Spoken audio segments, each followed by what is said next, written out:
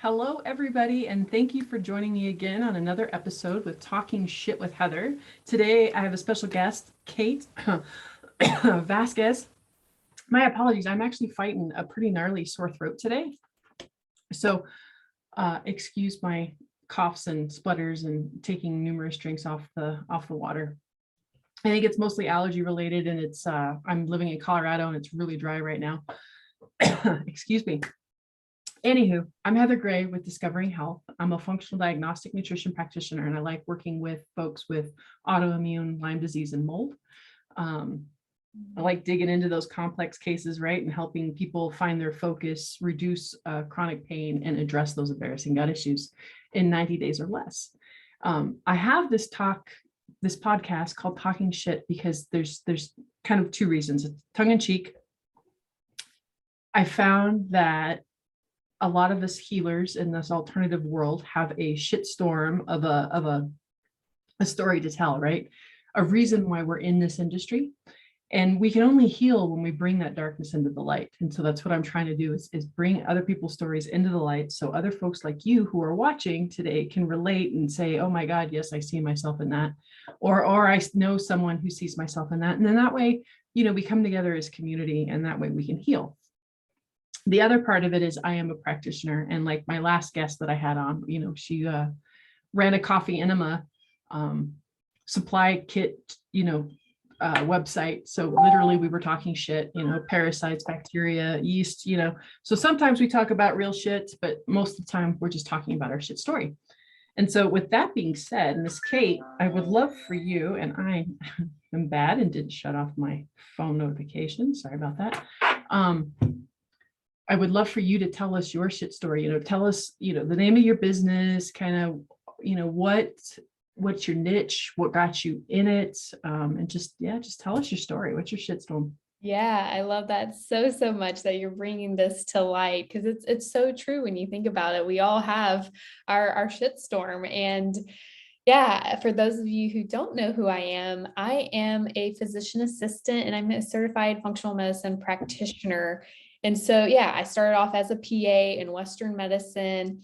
I started in cardiology because I loved the heart, but I realized after a few months it was way too specialized and was forgetting everything. and it wasn't really where I wanted to be. So I had the opportunity to jump into urgent care. I did ER for a short period of time, but that I realized that was just a crazy environment, and it created a lot of stress and anxiety. And I remember driving to work one day and just so anxious on the way there. And I'm like, this is not worth it anymore. The money was great, but it was not worth my health. So I was in urgent care for a long time, for about 6-7 years, when I realized after a period of time that it wasn't fulfilling anymore. Like, I got into medicine to help people, and I started seeing the same people over and over again. I'm like, we're working in an urgent care. People are supposed to come for just like quick urgent things, but we almost became a primary for a lot of people. And they would come to us for the same things, the same colds, same UTI, like the stuff over and over. And they asked me, like, why am I getting sick all the time? Why are the medications, they're on these long list of medications for their chronic issues, why aren't they helping? And I'm like, I don't know. I don't know what to tell you.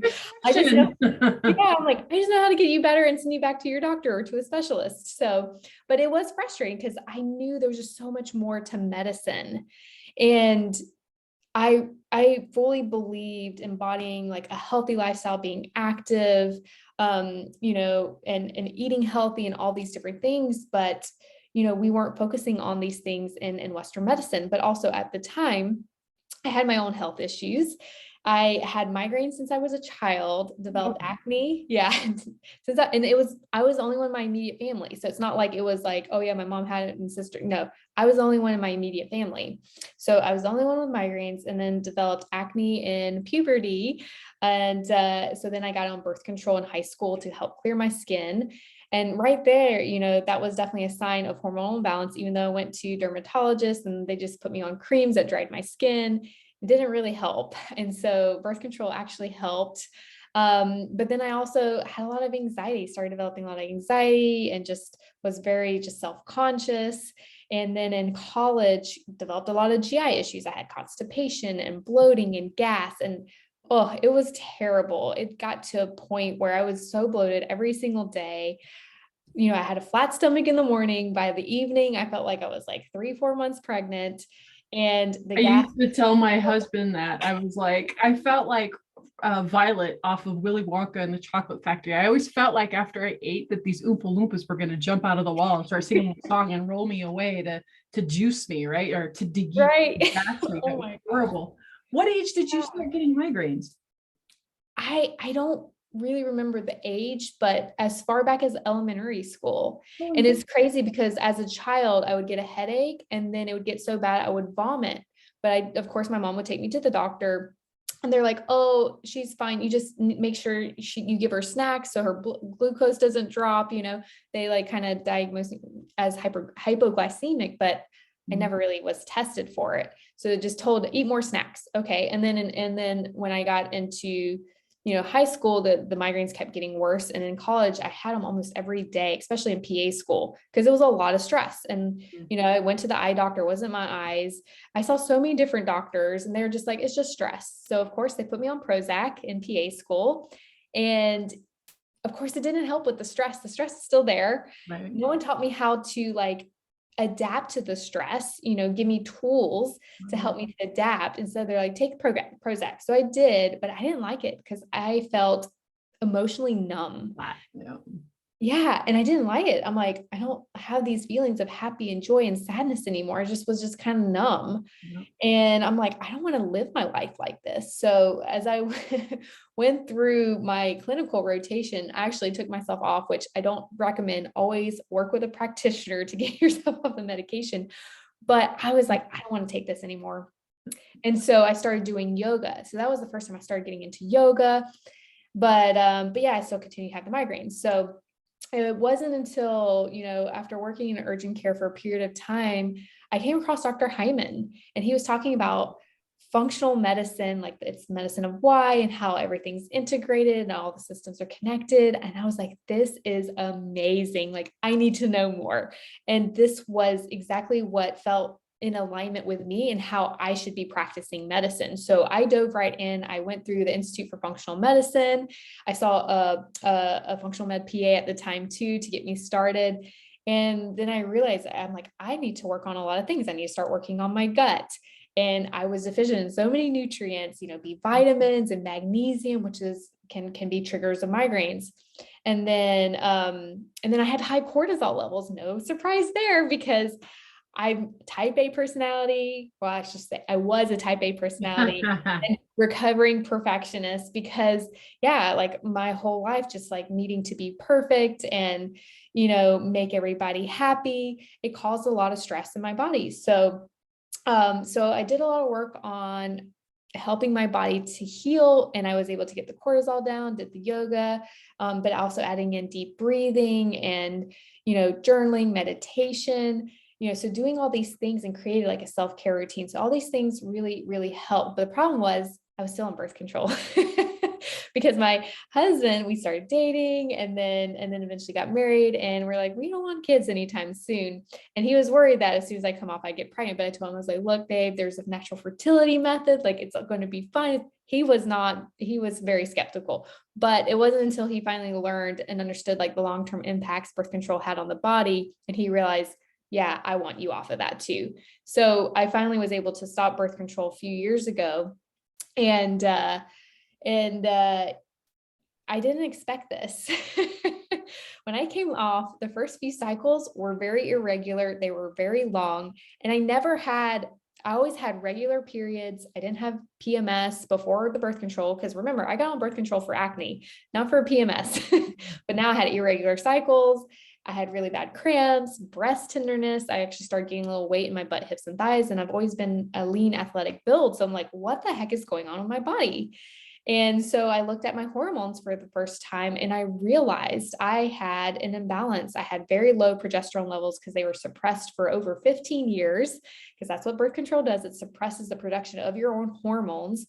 And I needed to support the metabolism of estrogen, because I also had a couple genes that wasn't helping me to detox estrogen, because estrogen can produce some metabolites, and a couple of those can be very toxic to our bodies, and it can create these symptoms that I was experiencing. So I worked on supporting the metabolism of estrogen, bringing progesterone back up, and also my testosterone plummeted too. Not to mention that I was losing a lot of hair, my libido was very low. And I was like, wow, my hormones are messed up. So once I discovered what was happening in my body, I realized I had something called estrogen dominance, which is basically an imbalance of estrogen and progesterone, to the point that estrogen becomes the dominating hormone, because we need a certain amount of progesterone in our system to balance out estrogen. And when it is imbalanced, then chaos happens. We get all the crazy PMS symptoms, the heavy periods, the irregular periods. Wait, you mean that's not normal? We're not supposed to be living like every day? Wait, what do you mean? No. And it's so crazy, because we were all brought up and taught that these PMS symptoms, that's normal. It's part of womanhood, just like suck it up, take your Advil. My doll with me everywhere. It was in my purse. It was in my car. It was in my home, because whenever I started, I used to eat that stuff like candy. Exactly. But the bad thing about my doll or Advil or Aleve is that it affects our gut. And our liver. In our liver. Yeah. And I took Advil, for the migraines, for all my aches and pains and strains from being active in sports. So yeah, I did a lot to mess, and not to mention birth control also impacts our gut. So I'm like, no surprise why I had all these digestive symptoms. So yeah, it was just very, very eye-opening. And I realized that a lot of the women that I was seeing were having a lot of the same issues. And I started uncovering that there's actually different types of estrogen dominance, because, the 3 types that I discovered was the first type, where progesterone is actually normal. So there are some women that have normal amounts of progesterone, but their estrogens are really high because we need to support the metabolism. Then the second pattern I saw was low progesterone and normal levels of estrogen. So these women were typically really, really stressed, because when our bodies are under a lot of stress, cortisol and our sex hormones are all coming from cholesterol. But it can only choose one or the other. And so when our bodies are under stress, it's going to focus on producing more cortisol and less of our sex hormones, especially progesterone. And so these type of women will have lower progesterone levels, but their estrogen's looking pretty good. They're able to metabolize it pretty well. And then the third type is low progesterone with the high. So they kind of have a mix of both. We got to support their adrenals, help support the production of progesterone, and also support the metabolism of estrogen. And this is important because if you Google estrogen dominance, across the board, they'll say, yeah, just take DIM and Vitex. Well, you don't want to take DIM and Vitex if you don't know what's going on, because if you have normal progesterone levels, or if you have like PCOS, for example, and you have, have you seen anybody with normal progesterone levels? Like everybody I test, no, I've never seen. I'm sorry. I'm like, what? That exists? I've had a couple. So that pattern is actually probably one of the rarer ones. Right. Most of the time across the board, they usually have low progesterone with either normal or high levels of estrogen. But I have had a couple of clients with normal levels. But yeah, so if you have PCOS, there's 2 hormones that should be looked at. It's called FSH, which is follicle stimulating hormone, and LH, which is luteinizing hormone. And it should normally be a ratio of 1:1. But women with PCOS can have a ratio of 1:3. So if you take Vitex and you have PCOS, in a 1:3 ratio of FSH to LH, it can really increase your LH even more and worsen your PCOS. So it's like, yeah, there's a lot of information out there on the internet and what you can do, but you have to work with a practitioner first to get the testing, because you can actually make yourself worse. And the same with DIM. Not everyone needs DIM, and that has to do with metabolism of estrogen. There's different ways we can metabolize estrogen. The first 2 ways occur in our liver. We have what's called phase 1 and phase 2. So DIM really helps support phase 1. But, if you have like phase 1 is functioning optimally and you take DIM, you can actually feel worse, especially if phase 2 is not supported as well. So it's really, really important to work with a practitioner who understands like what's happening in the body with the hormones and where support is needed to help give you the proper plan to really support that. Wow, that's amazing. So then, how do you typically work with folks? Are you remote? Yeah, I actually went virtual this year because I really want to help support and work with people all over. Because I realized like about 80 to 90% of women have estrogen dominance. And I'm like, wow. Like when I see how many women that came through that I worked with, I'm like, this is very common. And not a lot of women are aware, and not a lot of practitioners understand, especially Western medicine. Right. They don't know what estrogen dominance is. They don't, or even if they do, they're probably like, oh, that's not real, or that's not important. You're fine. And if they check your hormones, sometimes it's within range, but within range doesn't necessarily mean it's within range. So yeah, I have created a couple programs to really help women to support their hormones naturally. But yeah, I definitely am able to work remotely. That's awesome. Do you see much estrogen dominance in men? I would Yeah. think with the plastics and the BPA and their livers and the same standard American diet, they'd probably be having a hard time too, no? Yes, men. I mean, I don't see as many men, but men, yeah, definitely can develop estrogen dominance.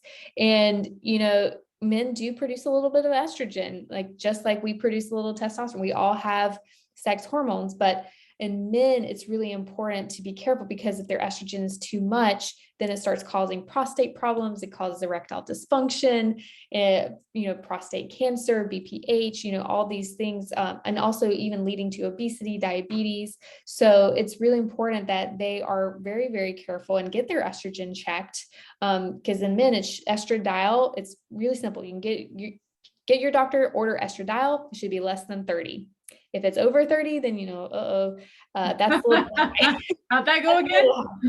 It's like, that's a sign that that's a little high. But yeah, just like you're saying, there's so many things that can drive up that estrogen in the body. And what you're talking about, the BPA, bisphenol A, which is coming from plastics, these chemicals in our environment from plastics, products we're using on our body, in our home, household cleaning products, all these chemicals, they're xenoestrogens, which are basically, it's a molecule that looks exactly like estrogen, even though it's not estrogen. It's a foreign molecule that when we're exposed to, it actually binds to estrogen receptors in our body. And that's the problem, because then now the body thinks there's more estrogen than there really is.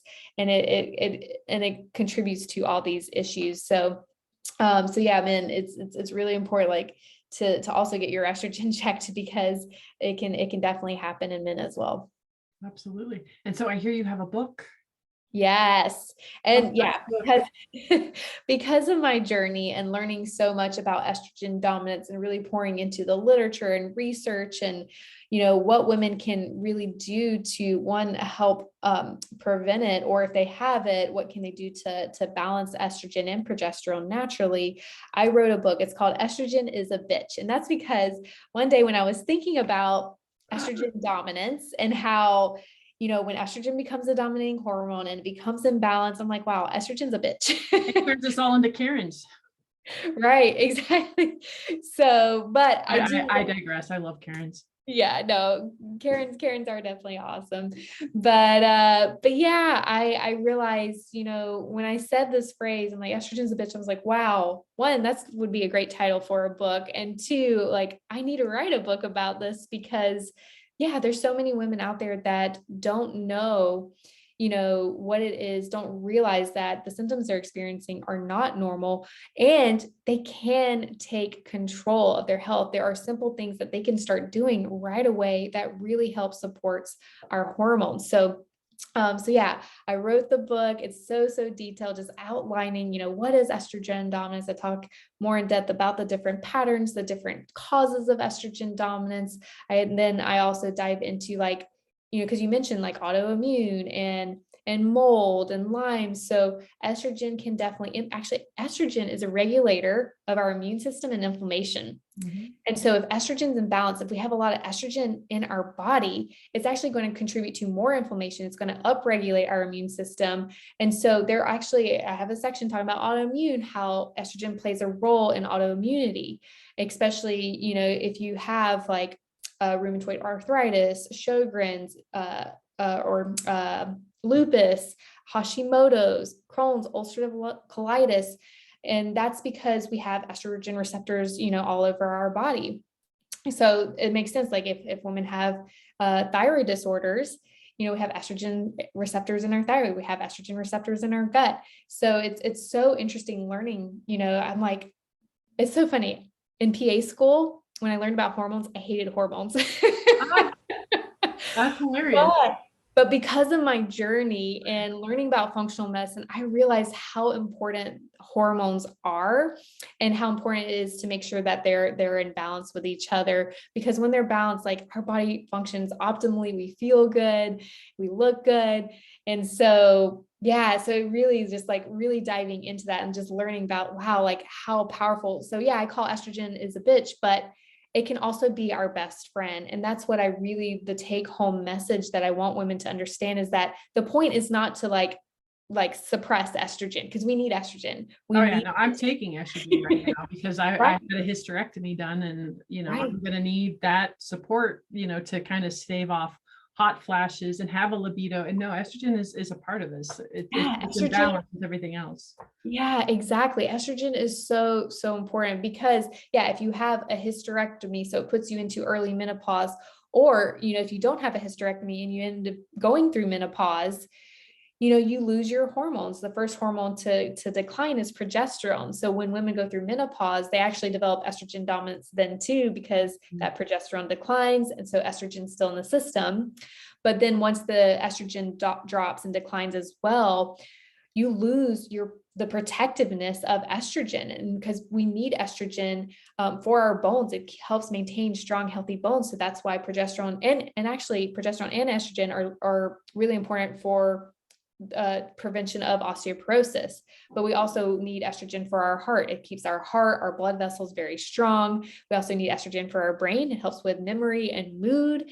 And so that's why it's, and it's also gives us, our curves. It keeps our skin nice and tight and plump, so that's why when we get older and our estrogen declines, we get the saggy, wrinkly skin, we start gaining weight, have the insulin resistance. So that's another thing. It also contributes to insulin resistance, having heart issues, having memory, and, increased risk of Alzheimer's, osteoporosis, and all these things that come with it, because estrogen is very, very protective. So the problem is like if it's just too much in the system, or we're not supporting the metabolism of it. It's just like inflammation. Inflammation's been getting such a bad rap lately, but inflammation has a very important role in the body. It's when it's out of control is when we have issues. So yeah, it's out of control, and it's prolonged, it's chronic. Yep. And same with stress. Like a little bit of stress is good.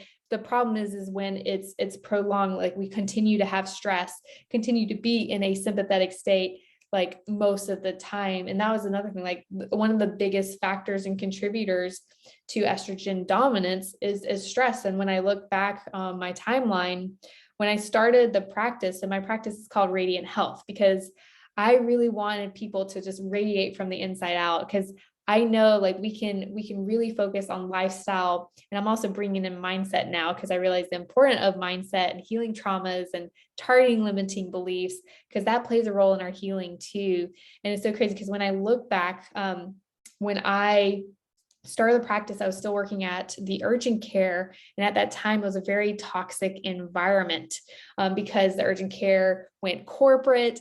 None of the employees were like, I loved the team I worked with. We all were amazing working together, but we were unhappy because we felt we weren't heard. We wanted to give our input, but they didn't hear. They all were always making changes, not really asking us what we want. We didn't feel valued. So it became very toxic environment. There was just a lot of negative energy. And it's crazy because when I look back, I went off of birth control during that time, and I'm like, I was doing all the right things to prepare my body, but my hormones went crazy. So I'm like, yeah, part of it was genetics, a huge part was stress, and also the perfectionist in me and needing everything to be controlled and perfect. So I've done a lot of work in healing that. It's been messy. It's definitely been a messy journey, and just facing, all the limiting beliefs I've had and developed since childhood. But I really do believe that it plays a huge role in our health. And I'm like actually going to dive in deeper with my clients. I'm going to start adding this into the work that I do, because I realize like most people, like at the end of the day, we all know we need to eat better and we need to exercise. And I can give you the protocol, and most people will be successful with the protocol that I give them, but then life happens. Right. Then they start having these limiting beliefs and they go back to their old patterns and behaviors. And that's what keeps people from really achieving, the health that they desire. So I'm like, okay, what is this missing piece? We need to work on these limiting beliefs and patterns and things and help create a new identity that's in alignment with all the health goals we want to achieve, so that we're creating success, and we're able to maintain this long term. Can I get an amen? Yes, amen. It never ceases to amaze me how much it pisses me off that doctors all the time growing up, and you hear it all the time. You got to lower your stress. You got to lower your stress. How? Exactly. Here's a pill. Here's a Prozac. Here's this. No, that's not a long-term, solution. That's just a freaking Band-Aid, which is going to cause more problems. You're going to need more drugs and blah. Yeah, exactly. And that's exactly what happened to me. They said the exact same thing. You're stressed. Here's a pill. The neurologist, I said, he's like, here's a pill for antidepressant, which is funny because I'm like, I was anxious, but he wanted to give me antidepressant. And then he's like, for my jaw, he's like, just have your mouth slightly open. Like he wanted me to walk around with my mouth slightly open so it relaxed my jaw muscles. And I was like, really? I'm like, yeah, I don't think that's gonna work. Solution. But you're so correct. Like no one really taught me like, oh, maybe you should, try some meditation and deep breathing and yoga. Now, I mean, you don't have to do all those things, but I also too, like waking up every single morning, as soon as I'd wake up, I'd start my day. I'd go brush my teeth and run around the house, grab everything, go, go, go, go, go. And I was go, go, go all day long until I went to bed. And that worked for me in my early 20s. But when I got to my late 20s, it started taking a toll. And I'm like, no wonder I had high cortisol, because it took a toll on my body. And I learned how to adopt a self-care routine. So now I have a self-care routine in the morning, which actually helps me to set up my day. I'm a lot calmer because if I don't do it, I'm definitely more on edge and anxious. So I now do my self-care routine in the morning. And now before I go to bed, I have to wind down at night because I realize if I keep working till I go to bed, it affects my sleep. And sleep is so, so important for health.